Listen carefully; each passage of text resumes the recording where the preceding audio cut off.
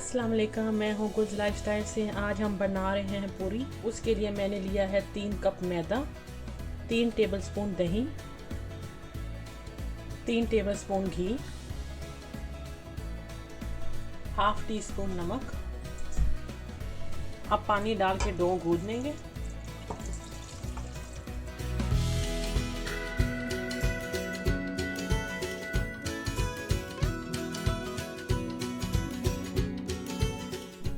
अभी हम आटे पे तेल लगा कर 1 घंटे के लिए छोड़ दें।